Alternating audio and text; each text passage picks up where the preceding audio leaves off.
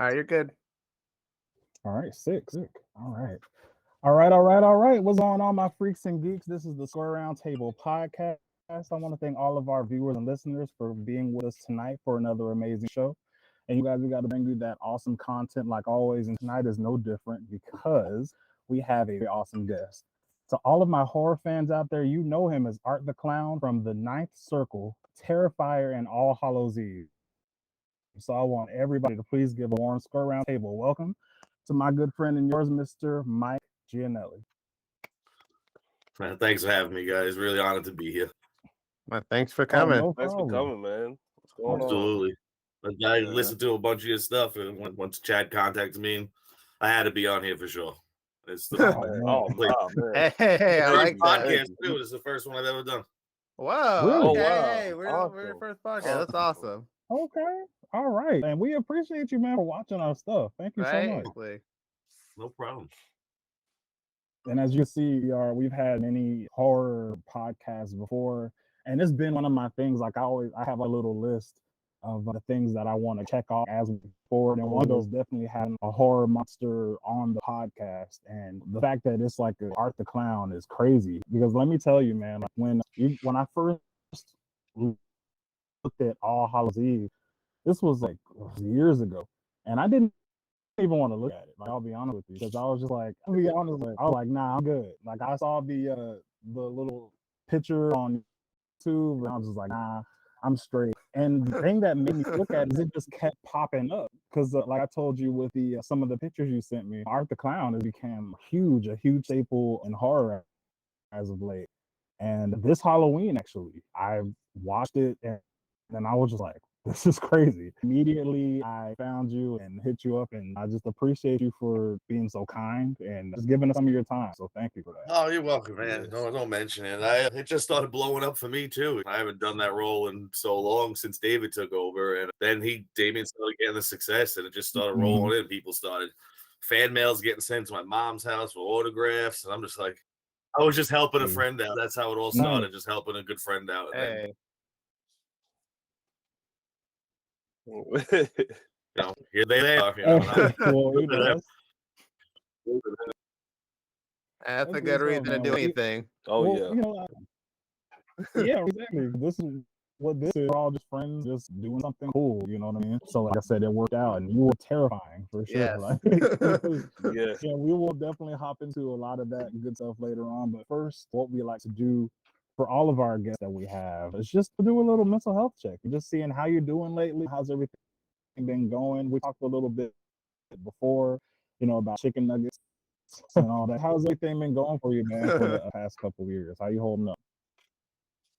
Oh, excellent. Got married almost 4 years ago, had a kid 2 years ago, living the awesome stay-at-home dad life, wonderful wife, great kid, still kicking it on Staten Island, just doing what I always wanted. See, like, I want to just say something before we get anything. Me and Damien, like, when we started filming this, he always wanted to be a famous horror director. I always want to have a family. So, like, at the end of the day, we both won. Everybody winning. Exactly. Everybody got to win, yeah. Because I was offered the role to do Terrifier. I turned it down. Oh, wow. The one that did. Wow. Yeah, I wasn't a big fan of filming. It's long hours. The makeup takes a long time to go on. Just wasn't my thing. It was, like I said, I was helping a friend out. I just jumped into that. But yeah, I'm just living the dream, man. Being, like I said, loving the father life. I don't know if you guys ever heard of this awesome show, Bluey, that's blowing up too. I get to watch that. Yeah. Man, I'm doing great. Couldn't be better. I'm very happy to be here with you guys because, like I said, this is my first podcast, and this will be the one that I announced. I guess now I might as well do it. That I'll be doing conventions next year. So. Awesome, man. That's awesome. Yeah. I'm glad we got that exclusive, though. That's what's up. Yeah. Like I said, when you contacted me, you were really polite, and I checked out your stuff, and you guys are great. So I was like, hey, if the better way to start it than on this one. Hey, that is sick. Cool. Hey, we appreciate that, and thank you so very much for that. That's awesome. Now, the one thing is, like I said, we'll definitely jump into the little tidbit about the guy you got in the background there, Art the Clown, and a little bit. But the biggest thing is just knowing about you. We want to get a little bit about your background. First of all, where did you grow up? And I know you're a big horror fan as well as actually being in a horror film. So where does that come from for you? And when did you start getting interested in that kind of stuff? Like I said, I'm from Staten Island, New York. I'm 38, born and raised here. And when I was younger, my grandfather was able to get something known as a hot box. It was basically just like illegal cable. Oh, yeah, we all know how to. Yeah, so I grew up with that. Like there was HBO and there's all that stuff. I remember being terrified of watching Child's Play and Chucky scared the crap out of me and all that stuff. I actually, this one of the scariest movies to me growing up until I got older was E.T. Oh wow! Yeah, I can see that. He gave me to this day an irrational fear of aliens. Irrational fear. But I loved that feeling of feeling scared and being like that. So I just hopped into it. Pumpkinhead, The Thing, Rosemary's Baby. They were always on. So it just became ingrained in me. Yeah. So. Pumpkinhead's pretty good. I don't hear a lot of people talk about Pumpkinhead. Yeah, it's crazy, man. It's crazy mess. The 80s was nuts for horror movies. It definitely was. They was trying everything and getting away with a lot. Getting away with a lot. So much. It's wild. Like you look back on those. And even like the classics. I used to love the Twilight Zone growing up. Yeah. The old one with Rod Serling. Yes, man. And it's always been there. It's funny that you said you like the feeling of being scared, because when I was in college, I took a horror theory class, and just like a lot of film theory, and that's like actually a thing. Like it's a whole like lecture on why people love horror and why people like love to be scared, and like it's a whole like definition for it and a whole break. If you get into it, like it's a whole thing, but it's like people actually like, it's almost like not even like a fetish, but it's like a thing where it's like, ooh, I like the feeling. And that they say that's what draws people a lot to horror. So if I had my notes, I wish I had my notes from college like right here on hand. I could like actually break it down, but it's a whole thing. So when you said it, it clicked in my mind. I was like, yo, that's exactly what we used to talk about in school. But it's a powerful emotion, fear, for sure. It is. It definitely is.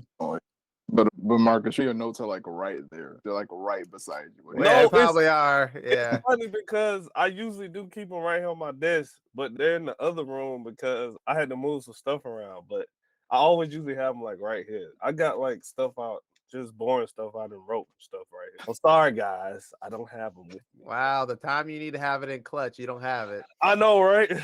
That's the one time. One Mike. Yeah, we always talk about it's like kind of like just like theory on film and kind of just a framework of how certain films work. And typically always when we have like a guest on the podcast that might have something or might have a background in horror, we ask them, what do you think is like the framework of horror and what makes horror movies, I got tongue tied, what makes horror movies scary?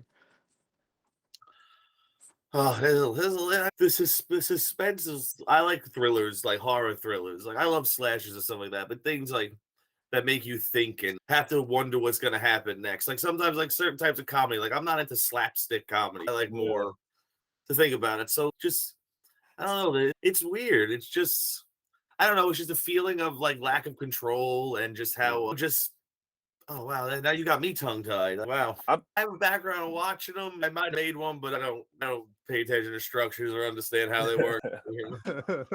Hey, look, you don't have to understand it. Trust me, because I get exactly what you're saying. It's like with thriller kind of horror, where it's like suspense. I think you're more like scared from that than you are a slasher, because with a slasher, you know what the motive is. The monster is some kind of being or is some person, and throughout the film they're gonna murder people, chase people, and then eventually they're gonna get killed by the final girl. The whole layout of it. But like a suspense one, it's man, like what are these people? Like I'll give you a great example. Get Out. When I first watched Get Out, I didn't know what the hell to expect. And I was like, good, because once it happened, I was like, oh shit. Like that, wow, that is terrifying. And it wasn't so much of like a screaming. It was like, that is scary. Yeah, like that. You get yourself like, wow. Have you guys seen one recently that had a good one of the Barbarian? I saw that. Yeah, but I didn't get to see it yet. That looked pretty good. Yeah, No, the Barbarian was See, look, just because you did that, I gotta watch it now. That tells me everything I need to know. It got me. It got me. Like, I was just like, oh. And The Cursed was really good. I think it was called. That just came out recently. Did you see the movie? I think it's called Smile. No, I've been wanting to. I heard really good. That movie is crazy, man. I went to go see that movie, and it's a trip. Yeah, it really is. Like that. That I don't want to spoil nothing, but that last scene was crazy. Yeah, it was, man. Oh man, that was a crazy movie. Yeah, it's on the list to watch. With the free time we get, we like to throw them on and just get that. Like I said, all day long, just doing the dad thing and cooking and doing everything. Like at the end, I like to get scared, just lost of control. Just yes, yeah. You guys ever see Event Horizon? No, I haven't. 90s with Sam Neill, Lawrence Fishburne about takes place in space. You give me any type of horror movie in space, I'm terrified. Yes. Yeah, I agree. You shouldn't be there. You shouldn't be there. Shouldn't be in space. That's why Alien worked so well. Like that's why that movie worked so well. One of the best. Yeah, you knew from the moment that you got brought in there, you were like, okay, we're messed up. We're fucked. This is over. Like, why is he here? And you can't run away. It's the horrible part is you're on a ship. You can't run away. Yeah, you can't go anywhere. Like you just stuck there just to have to deal. You have to deal with it. You can't just be it's like the abyss. You're underwater, like screwed again. I like the same place where I have escape routes. Land is good. Land is good. Exactly. What was it? It was like a space horror movie. And I think Ryan Reynolds was in it. Oh man, with Jake Gyllenhaal. Yeah. That movie. That was crazy. That was crazy. Yeah. That has one scene that me and one of my buddies talk about is like the worst case scenario in life. Have you seen it? I've seen it. I haven't seen it in a long time though. I thought when it first came out, but there was a lot of note in that movie. There's a lot of like, there's like floating in space while he's drowning in his suit while a cephalopod is trying to get in. It's like my head would explode. I'd have a heart attack and die just right there. No. Oh yeah. Immediate heart. Immediate. I'm gone. Like I have with all the guys. If anything, like poor out or something happened, I'm just dead. Like I was going to give myself up. Like it's over with. I'm not running. I'm not trying to escape. I'm too old to be. It's so funny. It's so funny, Mike, because me and him used to have these talks when we used to work at our first job, right? So we'll be back there just chilling, and I'm like, "Hey, Chad." So it'd be random too. I'm like, "Chad, if a group of zombies was to come in here and chase us, right? Are you running? Are you just gonna say fuck it and just?" He said, "I'm dying." I said, "You wouldn't even try, bro." He's like, first of all, I'm like 6'4", I'm big. He said, and I ain't fast like that. I'm not gonna even try. No, I was like, bro, I said, you ain't gonna let me help you out. He said, bro, I'm just gonna tell you go, bro. Yeah, because up to this point, I've had a great life.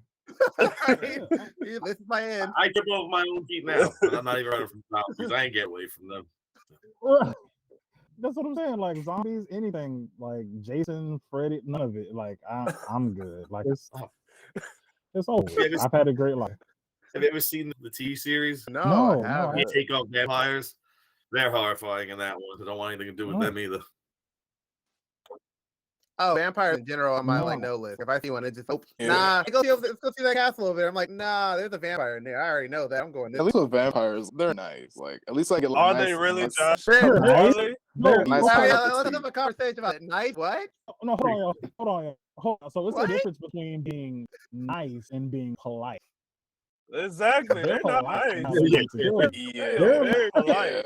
They're still gonna get it at the end of the day, man. We're polite you first half hour until they suck you. They're gonna be like, oh, they're gonna be like, can I come in? And you're like, no, because you're a vampire. But they're like so nice about it. You're like, oh well, it might not be that bad. Come get a cup of tea.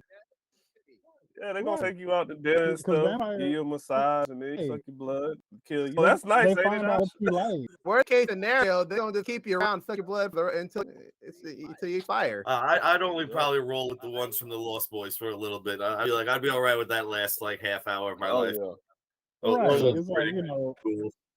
Biker beach. Yeah, you're too used to seeing Dracula's polite ass. Exactly. If you guys have ever watched, what is that? I don't know if you've seen it, Mike. The new Interview with the Vampire series, like I haven't. It's on my list though. I love the movie, and that looks awesome. No, it's a lot really, of people at my job watch that. Yeah, and that's what Joshua was referring to, because they are, like I said, the main vampire from that show. Like I said, he looks incredibly nice. Like they're just sitting there talking, and then in one scene, like he'll just take a rabbit out of nowhere and just strangle it to death and bite it and suck its blood. So I'm just like, nah. You say they nice, Josh. What is wrong with you? What's going on, Josh? See, this is why Josh will end up leaving the party early in a horror movie. It's pretty nice. I'm gonna go talk to him real quick. Right, and then it's like over with after that. But as far as, so you have now, personally, Mike, my cup of tea when it comes to horror is like psychological. Like me and Marcus were just talking about that the other night. I love the self versus self sort of thing. But at the end of the day, like I do slasher films. Slasher films are cool, but it's just like, my thing is, they all just, except for Freddy, they all just walk you down. And then they don't say anything. And it's just, I feel like the people that are running from them, they trip over nothing. It's come on. Yeah, like, every time. It's the trope. Some of those tropes, it's just like you're falling over nothing. It's just, or they looking back. Why are they looking back? Keep running forward. I'm gone. Like, I'm not looking back. I don't care if you're behind me. I'm in the woods too. We're in the woods with all these trees looking back. I'd run right into it. Just keep it forward.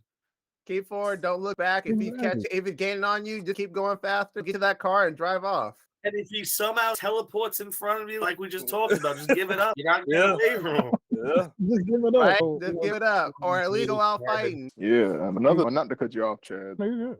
Yeah, but like another trope is when the hunted finally gets the drop on the hunter, like stabs them in the head, then in the back. Yes. And then they run away. Instead of making sure they're dead. Take the head off. They forget about the double tap rule. Right. You got to double tap. You got to decapitate him or something. Remove the head, but they never. He always think, oh, he's like a regular human. I'll shoot him in the head. He's dead. I'm like, no, man. That's why the crazy part about the Scream series, and we're talking about slasher, that's the thing of the Scream franchise. They always have to double tap him. That's every movie they double tap him. Have to. You have to. Because they know that he can get back up and do some stuff. In this Terrifier short, she tried it with me. She thought she had me too, but nope. Okay, so since you took it there, Mike, I gotta ask you, man. From the man, I watched the Terrifier short, and I have such a problem with the woman that Art the Clown ends up torturing or whatever at the end. So my girl, okay. So for anybody that hasn't seen the Terrifier short, a little bit of a spoiler alert here, but okay. So my girl got away. She got her gas, got in the car, was gone. Now she's upset or whatever, but you got away. Why in the world, Mike, did she get out of the car, go ask for help from somebody, sitting in their car, realize they're dead, of course, and then I guess is like, Art, did he just teleport? Because he just got in the back seat so quick. I think she didn't have to stop.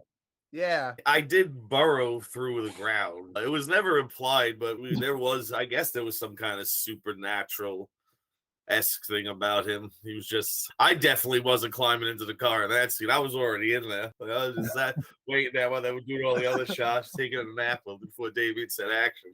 Because I was in the makeups at 6 a.m, and then we're filming that at nighttime. So I was like, hated it. Couldn't speak. I smoked cigarettes, couldn't smoke cigarettes. I couldn't drink water or anything. So by then, I'm just losing it. That's why it's so realistic. Is Damien? Because until I was about to lose my mind, and he'd be like, "Film him." When you see those intense eyes in the camera, that's me telling basically, "I'm gonna kill you, dude. This better end quick, man." He told me we would be done at noon. It's 2 a.m. See, that's the brilliance. That's the brilliance of a director, though. They like to torture people sometimes, but they know what to do to get it out of actors. But at the same time, it's dude. That's what you had to do to get me. He's like, hey, you see how it look on film, though? It worked. It worked good. Yeah, he knew how to get me. He would promise me every time, "Now we're gonna film you in the beginning of the day, and don't worry about it." Every time I said, "All right, bud, I'm gonna believe you this time," and nope. And it was guerrilla filming too, so we were like in places we shouldn't be, and so Like that circus sign, that was like the side of the road. If a cop came and saw that, forget it. Who would have known what happened? Like side of the road. No permits, no nothing. Goodness. Just filming. Yeah. But that my whole interpretation of that scene was like he had plenty of time to get in the back seat. She was looking at that thing for long enough for my boy to open the door and sit down. No, that's true. Like he could have just and walked like, in. Who knows when he did it? He could have did it right before she rolled up. Like he could have been waiting right there. That's true too. That's true. Like, but I'm just like, you were gone. Just don't stop. Here's my logic. You got out the car to do what? You got out the car to do what was going to happen? You know what I'm saying? She was gonna fight. She was gonna fight him, man. She was gonna get help from the person in the car and say, "Hey, let's fight this guy." Yeah, no, just keep going. Power in numbers, right? And then my boy Art has like the best in the world. Oh, like he pulls up in his car. No, dude, the old guy, she picked her up, was staring at him for like the longest minute. He had enough time to really aim and everything. I'm like, what? And we were driving too, not the actuals, but the implied driving when the gun knife shot him. So he just marksman, and didn't he have one eye at the time too? And he was just like, "Wow." I hate to say that somebody deserved it at the end, but my girl, she had too many chances. She wasn't putting her best foot forward, man, at all. Like she got in the car, just said, "I'm gonna get out and look at this person over here and help them out." Nah, I'm driving to the next town, even farther than that. I'm going until I can't see him teleport behind me or whatever. Oh, I'm leaving the country. Right? You don't get tired of me driving. I'm just gonna keep going till the tank is empty. He's like, "Are you gonna stop?" I'm like, "Nah, I got more miles in the tank, man. You might as well keep going." Man. And if he gets in my car, he's gonna be a speed bump. Like it is what it is. Like I'm not stopping. I'm in a car. Not helping anyone. Could be a little kid on the side of the road. Don't matter. She got what she got. Yeah, she earned that death. Oh yeah, she earned it. She definitely earned it. I remember when I showed my family that when they were all fine, they were all scared when that scene came on. Just the shrieks of just what the. Like, no, and if I had little cousins there, I totally forgot about that scene. I'm just like, oh, yeah, oh, man. I'll let damage the kids. Damien Miles. And then at the end, where you totally decapitate the children in the bedroom. Like, I mean, right. And that was funny. I had sent you those other pictures. Like I said, there was a movie filmed in between both of them.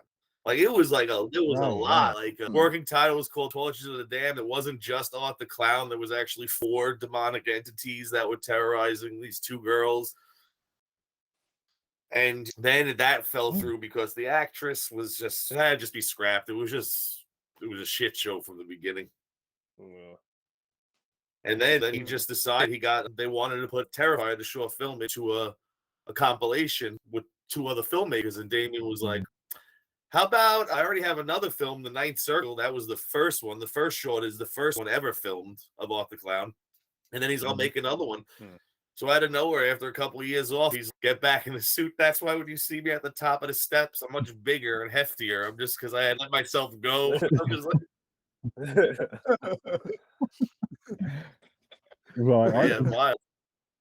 like Art the Clown got a little bit bigger. It's like, okay. Like at least you can teleport. So you're good. You're good.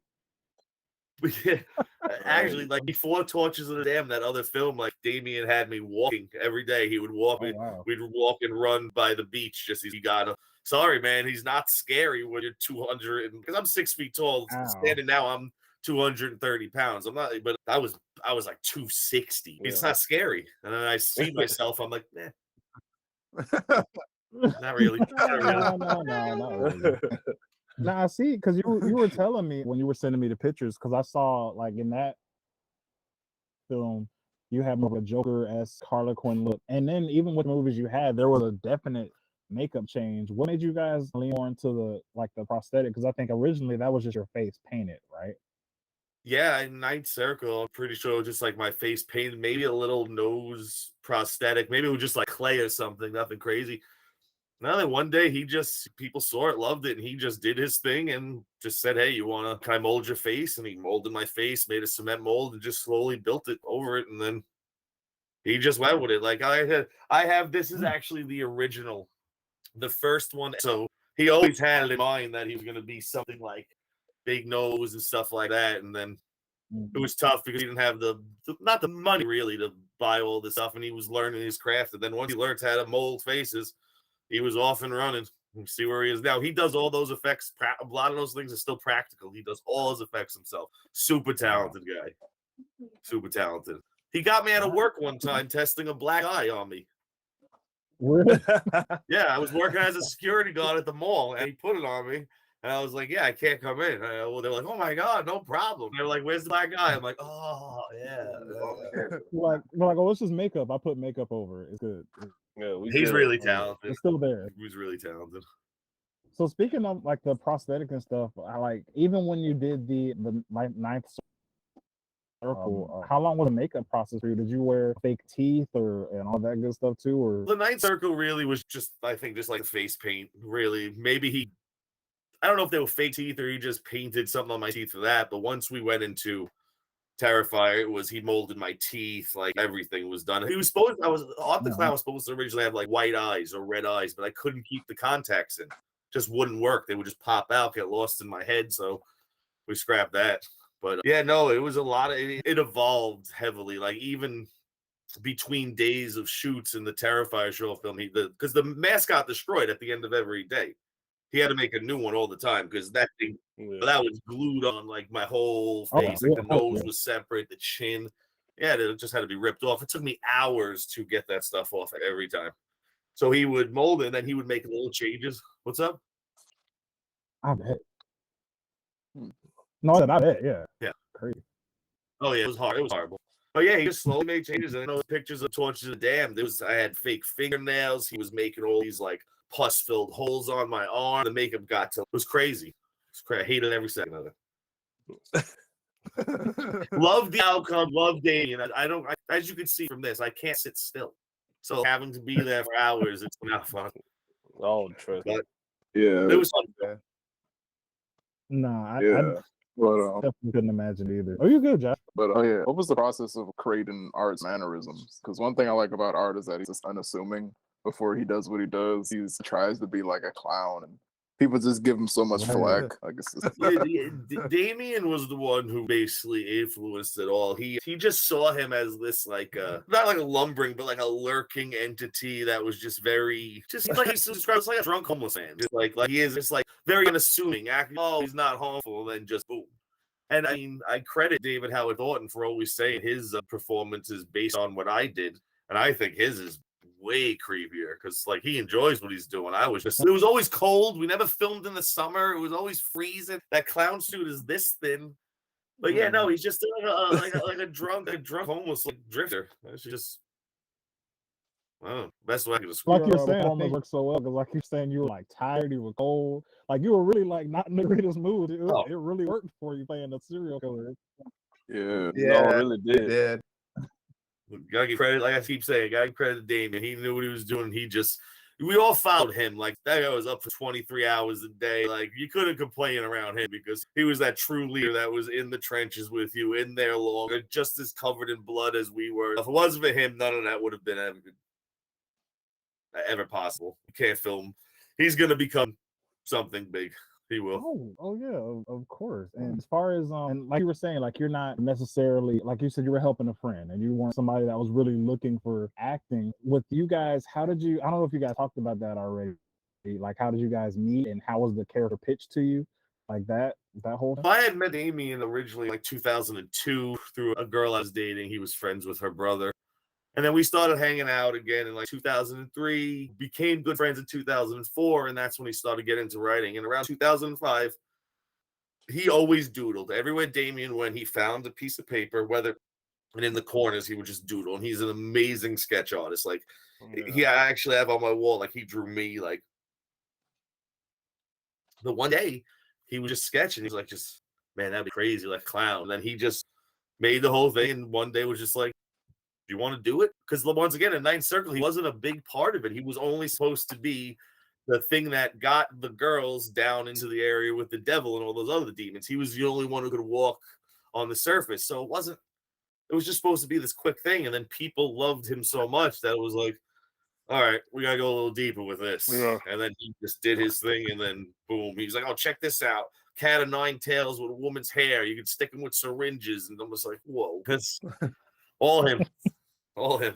Oh, that's awesome! And every time he was just like, again." No, it was like a roller coaster. It was like the whole lead up to filming sucked, the makeup guy. But then once you got in the makeup, you got loosened up. Like, it's just fun, have a good time. But it's just, like I said, it was cold. The blood was made of corn syrup, so it was sticky. One time during Torches of the Dam, I had to put a chainsaw through a girl's stomach, and he used real like pig's organs, and it was sitting in a cooler for all day long. So it's nuts. Nuts. That's crazy. That's a wild experience, though, man. Like, it seemed like and where we filmed was even wilder. There's a place on Staten Island. It's called Seaview. It's got all these abandoned buildings. Back in the day, there's tunnels under there because what they would do is they were like giving people lobotomies and stuff, like back in like the 20s, 30s, 40s, and they would just wheel the people to buildings under the tunnels so that the family members of people who were bringing their loved ones to this place wouldn't see that. So we had access to all that. So we're filming in underground tunnels and buildings that have been condemned from the 60s. So it all fit in, like the scenery, the vibe, it's all real. Like none of it's manufactured. It's all just like real stuff. Crazy. Wow. Goodness. No, that is. I know the vibe down there in Erie. It had to be. Oh yeah. The buildings, we found one, it was like the children's ward, and it was just like creepy, like old beds. We found like old files from like the 20s. It was wild stuff. But his mother actually was running the work for the guy who ran the ground, so he gave us permission to go. As long as you clean up, as long as we wasn't that gorilla in that sense, but we were there at all deep in tunnels. Like he'd be at one point, he'd be like, "Hey," he calls me Sid. A lot of my friends call me Sid. So he'd be like, "Hey, Sid, could you run back to where we got all our makeup and get this?" Yeah, sure. I got to walk through all these winding, dark tunnels with a flashlight at 2:00 in the morning. Just, yeah. It's just the sound you hear and all these. Yeah, no. So once I saw the door out, I just started walking past her. It was like this great sprint. And the best part is, like, I'm dressed as the clown. Like, whatever's in there is going to be more afraid of me. Like, I can't do that. Like, I'm gonna lie. Like, if I saw you, coming at me in full regalia, full sprint, like, I would pass out. I would literally pass out, man. And I'll tell you, I learned how to run those shoes too. Those shoes were wild. Shoes. Yeah. Had to run it then. I was like that's literally straight out of The Barbarian. I can't do that. Yeah. There was actually a movie called Jacob's Ladder, I believe it was called. And I love Jacob's Ladder, yeah. They were filmed in it. There was a bunch of scenes filmed in those tunnels too. Oh wow, dang. Yeah, a lot of things. Boardwalk Empire was filming when we were filming one time. Check that out. So they're like, people were like, "We're here for the move for the shoot," and I'm like, "Yeah, me too." And they're just like, "What?" Not knowing that Boardwalk Empire was they're all dressed like from the 20s, and I'm just as off the clown, just like trying to get a cigarette without Damien knowing. Like, oh my goodness! And they'd be like, "You should try smoking a cigarette." The freaking lips fell off, Sid. Get all mad. Like it's another 20 minutes to put it back on. Then he would just stop putting the lips on and just paint it black. He'd be like, "Go smoke a cigarette, go smoke a cigarette." Like, all right, let's just go lumbering through this hospital with people working. Like, hello. They became to know us over there. That's cool. So I didn't even know that. Was that in the later, like the one you have painted behind you? So that whole part was a prosthetic right there? Yeah, this is all one mask. It's like it's like he would put a base on, which was the chin, and it was just molded on my face, so that every time he did it, the only thing was the nose, I believe, was a separate part because it would always fall off, and it was just tough to get the mask on without that because he would have to glue it to like the insides of my eyelids. It was crazy. Yeah. Oh, nah.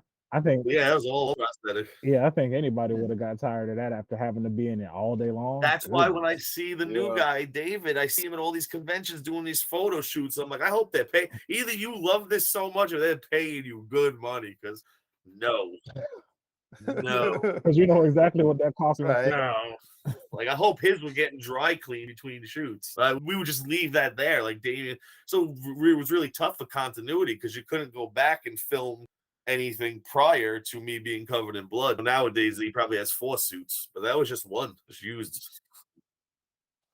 Yeah, there's one, and that's funny because I think in the new, I think it's the one first Terrifier. There's one scene where the suit gets like drenched, and he literally has drenched in blood or something, and he literally goes to the dry cleaner and puts it in.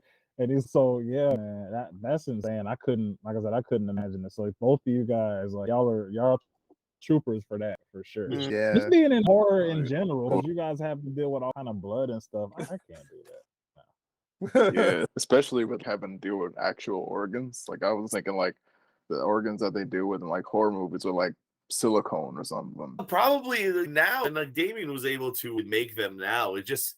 It was more for a real factor. I don't know what he was achieving. It was more because if you would make them, they'd probably had like foam or like some kind of latex that would be that heavy. So the whole point was it dropping out of the stomach and the sound of it hitting the ground.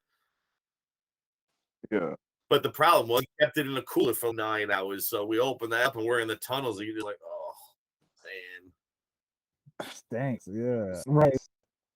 Oh, I'm wrong. That she hit me with a chainsaw. And then my guts spilled out. That's what it was. That's why it was so bad for me. Because it was all seeping into like it was. Oh yeah. Wow, it was that long ago. Holy, I'm glad I corrected that. He'd be texting me after he saw this, like, "Hey, it was you whose guts came out, dude."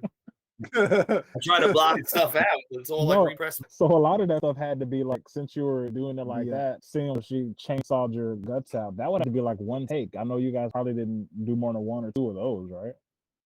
Yeah, no, it was quick. It was like 1 or 2. See, it was 1 or 2 of the initials that Damien likes to get, like back shots and side shots. So it was just a lot of me just dropping the guts. Like the chainsaw wasn't always there, but yeah, it was quick. But it was still at the end of the day, and it was just like. But I'm happy with I think the Terrifier short, up until his newer stuff, was one of the best, probably the best short horror film ever made. Oh, hands down.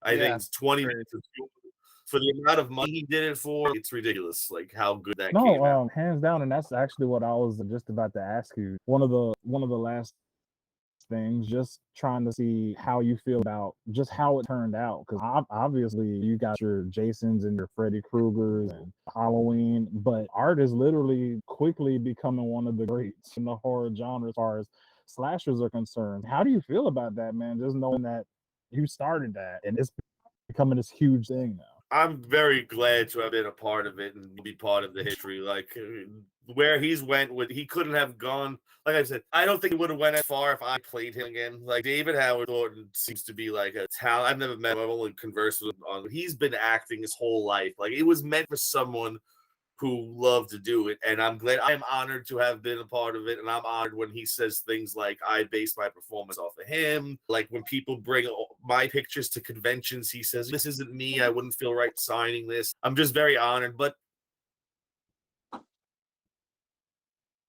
I also don't think about it much, man. My Xbox gamer tag, Art the Clown, it has been since I did it, and I get messages here and there. Oh man, like way to jump on the trend, like like awesome to get that name. They just like my profile because I've been on here for 15 years. Like, what are you talking about? Like, those little things, like, but I don't. It wasn't something I'm glad of where I went with it, but it wasn't something that I ever wanted to go farther with. Love it. I'm glad for him. I'm glad to be a horror icon. I'm gonna relish that forever, and a lot of my friends are pretty stoked about that too. I'm just a dude from Staten Island who's helping a friend out. Hey, that's the best way to do anything. You got me here with you guys. We greatly appreciate it. Things that I'm so happy about. Sure. Were you about to say something, Joshua?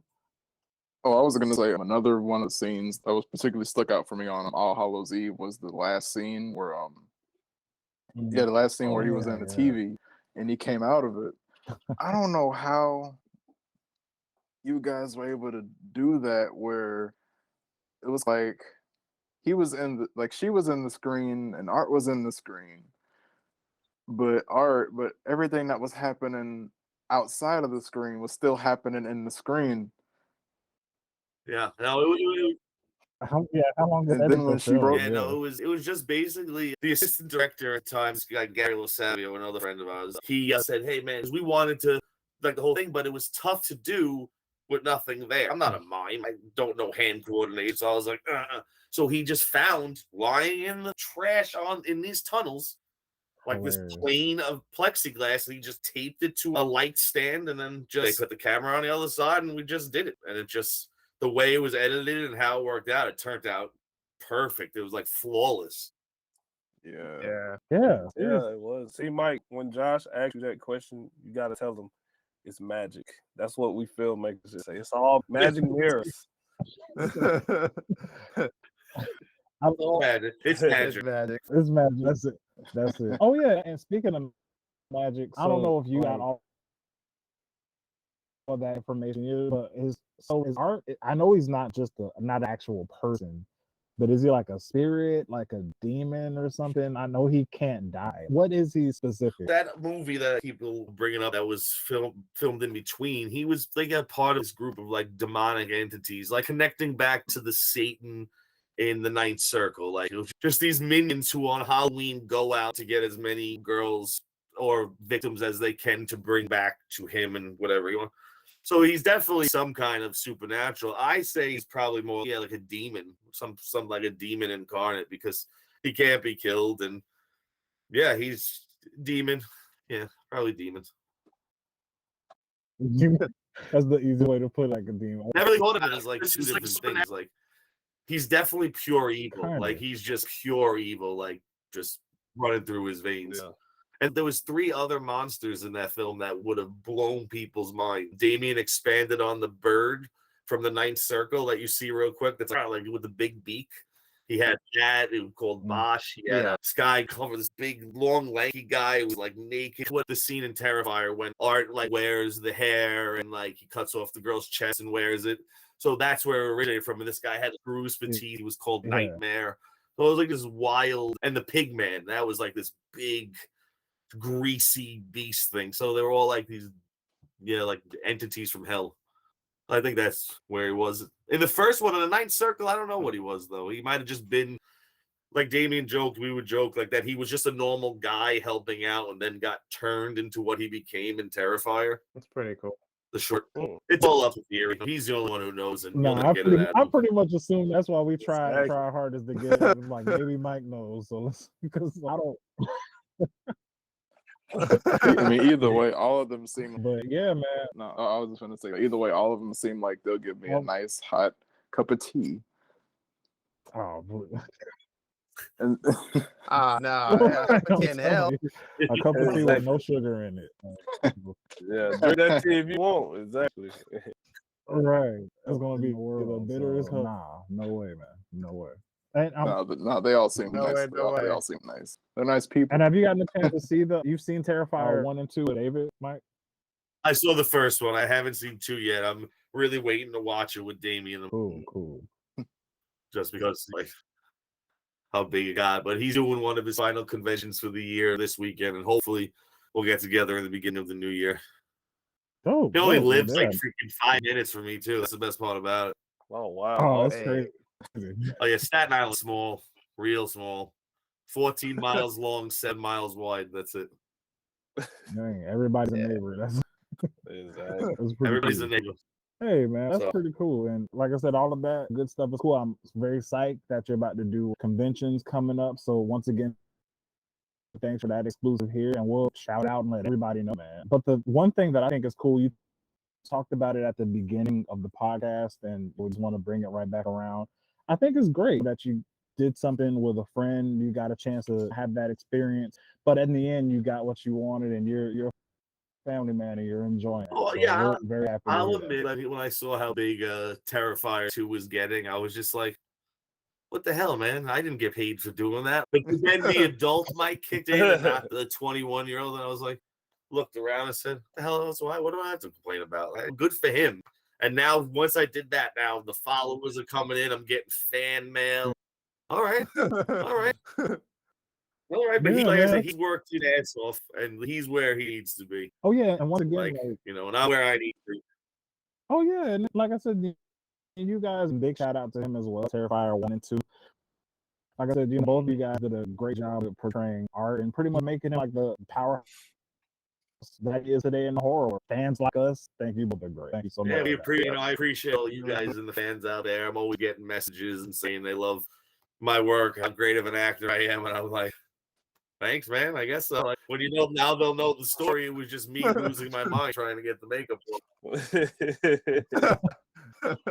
But no, it's a real honor. It really is, especially to be reached out by you guys and everyone else who's going to. Now I bet after this they're all going to be asking me to do podcasts. Let's see if I can get the time in for them. I got a lot going on here.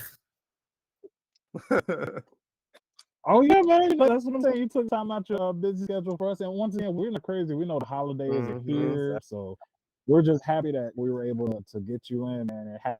And if you ever want to do this again, I'm down to have a much long conversation just about horror and all that types of stuff. Like, just hit me up, whatever. We don't even have to do a podcast, Al. We don't have to record it. We can just jump on here and bullshit as friends. Hey, that's what's up. Hey, sweet. That's what I'm talking about. Look, hey, I'll take you up on that. Please, man. Like I said, like the kid goes to bed and like she's getting better at earlier time, staying in bed. So I got all the time in the world after about 9 o'clock. Hey, sweet, man. Let me know. Hey, we definitely will, because I know we did hit you up around Halloween, but true enough, man, if you watch the show, we do horror stuff all year round, man. We just love it. Especially me. I'm a horror fanatic. Yeah, I'd love to get into more depth about what you guys like and talk some horror movies. Oh, heck yeah, man. So you're more than welcome to come back anytime. Like we'll have part 2, part 3 with you. So I'm down. Sick. Well, with that being said, for this round, man, we just thank you so much for coming out. And before you head out, we just want you to let all of our viewers and listeners know where they can find you on social media and what you got going on right now. I don't know if you want to announce the convention stuff right now, but whatever you want to shout out. Go ahead, I started talking to some people who will like handle it. I haven't signed on for any conventions yet. I'm just saying in January of next year, I'm open to, because I've been approached, but I haven't taken them. And I'm just on Instagram, Mike-Giannelli. Type in Article, just find me, and Mike Giannelli on Facebook. I'm not the biggest social media guy, but I do enjoy the followers and I do love good memes and stuff like that. But just want to spread the message out there, just to be kind and treat everyone with respect, and the world will be a much better place. Hey, man. I love every bit of that. And for sure, man, we will let all of our viewers and listeners know. And no worries, guys. We'll put all of Mike's information in the description below. And just like every week, guys, guess what time it is? Shameless promotion. It's shameless promotional. I was waiting for it, Marcus. I was about to say you didn't hit us with an extra this week. I was waiting for it. Yes, awesome. It's always there, baby. Always. Hey, there we go. Oh, and yeah, man. So that's our shameless promotional. So once again, guys, we're the Score Roundtable Podcast. You can catch us every week on our website, and that website is scoreroundtablepod.fandomlimb.com. And one more time, guys, you can catch us on our website at scoreroundtablepod.fandomlimb.com. And tell them where else they can catch us, D. Yeah, they can catch us on Rap Nerd if you can't catch us on Fandom Limb. And you can catch us on YouTube. And if you like the video, smack the like button. Leave us a comment about anything we talked in this video. Show some love to Mike and his stuff and what he got going on. And let him know if you like chicken nuggets. He's a chicken nugget guy. Now I am, yeah. Follow us on our Instagram, that pesky Facebook group, Twitter, and TikTok soon. We're working on that algorithm. We're getting there. We're older people trying to get into the TikTok world. So give us some time. Trying our hardest to get into the TikTok world. It's very hard. Oh, and share the video and hit the notification on the right side of the video so that you get notified of this video and future videos. There you go. Awesome. Yeah, once again, guys, join our Facebook group. Hit us up on social media, and guys, like we know Art the Clown, guys, so we're not playing. So we will. He's right there. Exactly. We are best friends with Art the Clown, so don't mess around with us, y'all. Follow us on all of our social media platforms.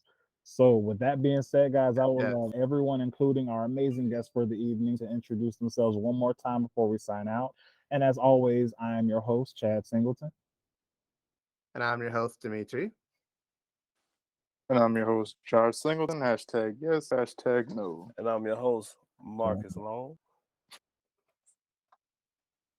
And I'm very honored guest, Mike Giannelli, Art the Clown. This has been the Round Table Podcast, guys. We are out. Peace. Peace.